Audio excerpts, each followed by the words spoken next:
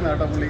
സ്പായിലെ കഥ നമ്മുടെ ബിജു പോലെ തന്നെ. ബിജുവിൽ രാവിലെ തൊട്ട് പോലീസ് സ്റ്റേഷനിൽ എന്ത് നടക്കുന്നു, പോലീസ് സ്പായിൽ രാവിലെ തൊട്ട് വൈകിട്ട് വരെ എന്ത് നടക്കുന്നു, അതിനെ വെച്ചൊരു പടം. കുഴപ്പമില്ല, ട്രീറ്റ് ചെയ്തിട്ടുണ്ട്. നല്ല രസമുണ്ട്, കാണാൻ നല്ല രസമുണ്ട്. ലാഗോ അങ്ങനെയുള്ള കാര്യങ്ങളൊന്നുമില്ല. നല്ലപോലെ എൻജോയ് ചെയ്ത് കാണാം കേട്ടോ.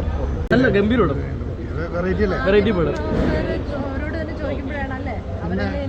ഇത് കണ്ടാൽ സ്പായി പോകാൻ തോന്നല്ലേ? തമാശയല്ല.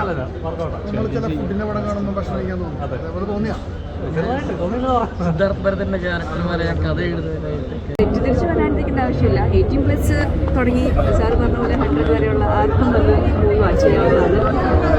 എല്ലാവരും ഒരുപാട് എൻജോയ് ചെയ്തു. നിങ്ങളും പറഞ്ഞല്ലോ, നിങ്ങൾക്കും ഇഷ്ടമായി എന്ന് പറഞ്ഞു. തിയേറ്ററിൽ ആ സമയത്ത് ദിനേശ് ചേട്ടൻ പോകുമ്പോൾ ഭയങ്കര രസമായിട്ട് എനിക്കൊരു ബ്ലെസ്സിങ് ആയിട്ട് ഫീൽ ചെയ്തു. കാരണം ദിനേശ് ചേട്ടനോടൊരു സീനിയർ ആയിട്ടുള്ള ഒരു ആർട്ടിസ്റ്റിൻ്റെ കൂടെ എനിക്കത് കോംബോ വന്നതിൽ എനിക്കും ഭയങ്കര ഹെൽപ്ഫുള്ളായി. അപ്പോൾ അത് എൻ്റെ മീറ്ററിനെയും എനിക്കത് കറക്റ്റായിട്ട് മെച്ചുവേർഡായിട്ട് കൊണ്ടുപോകാൻ പറ്റിയെന്ന് തോന്നി. Thank you. ഈ ഇതിൻ്റെ ഔട്ട് പ്രതീക്ഷിച്ചിരുന്നു. ഇത്ര എക്സ്ട്രീം ഔട്ട് കാണുന്ന സമയത്ത് ഒരു ഡാർക്ക് ഹ്യൂമർ കംപ്ലീറ്റ്ലി ത്രൂട്ട് പോകുന്നൊരു പടമായിരുന്നു. ഇത്രയും പണ്ടാവും സത്യം പറഞ്ഞാൽ പ്രതീക്ഷിച്ചില്ല. സിനിമ കണ്ടുമ്പോൾ മനസ്സിലായി എല്ലാ ആക്ടേഴ്സും അവരുടെ പെർഫോമൻസ് കൊണ്ട് ഭയങ്കരമായിട്ട് ഈ മൂവി എലിവേറ്റ്.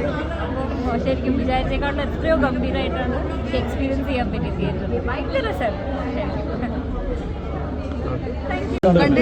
ഭയങ്കര ഇഷ്ടപ്പെട്ടു, ഒരുപാട്.